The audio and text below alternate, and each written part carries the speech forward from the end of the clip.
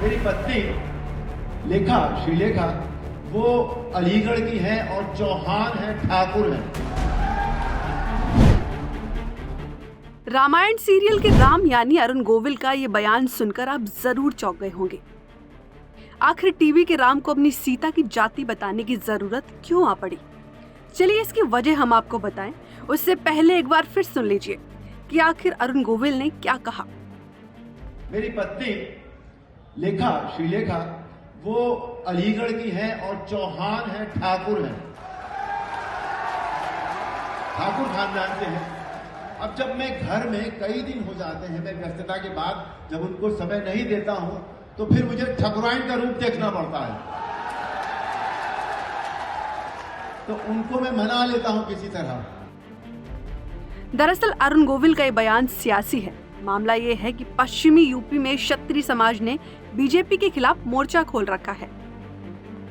बीते दिनों क्षत्रियों ने महापंचायत कर बीजेपी के खिलाफ वोटिंग न करने का ऐलान कर दिया। उनके इस ऐलान का पूरे पश्चिमी यूपी में असर पड़ने की आशंका है। इससे चिंतित बीजेपी डैमेज कंट्रोल करने की कोशिश करने में लगी है। अरुण गोविल के इस बयान की भी यही वजह है। अपनी पत्नी की जाति बताकर उन्होंने राजपूत समुदाय को ये संदेश देने की कोशिश की है कि वे उनकी नाराजगी जरूर दूर करेंगे और उनकी समस्या का समाधान भी करेंगे। और इसीलिए आपको भी मना रहा हूं कि इस बात को अन्यथा न ले आप बिल्कुल भी।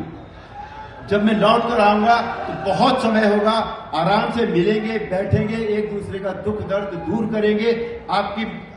मैं आपकी सुनूंगा, आप मेरी सुनिएगा।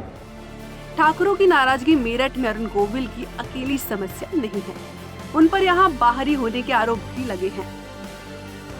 गोविल अपनी सभाओं में बार बार ये कह रहे हैं कि विपक्षी पार्टियां उनके बाहरी होने की अफवाह फैला रही है, जबकि उनका जन्म मेरठ में ही हुआ था। मेरे विषय में दो तीन बातें विरोधी पक्ष द्वारा कही जा रही है बहुत ज्यादा। वो कहते हैं कि मैं बाहर का व्यक्ति हूं। मैं यहां पैदा हुआ, मेरठ में पला बढ़ा, मेरठ में मैंने पढ़ाई की। जब भी मुझसे पूछा गया कि मैं कहां का हूं तो मैंने यही कहा, मेरे मुंह से यही निकला कि मैं मेरठ का हूं। तो मैं बाहर का व्यक्ति कैसे हो गया? बहरहाल अरुण गोविल के लिए मेरठ फतेह की राह आसान नहीं है, ये बात अब साफ है। और देखना भी यही है कि ठाकुरों को मनाने की उनकी कोशिशें कितनी कामयाब हो पाती हैं।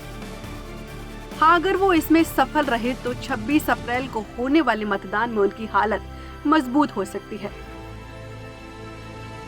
चुनाव आज तक।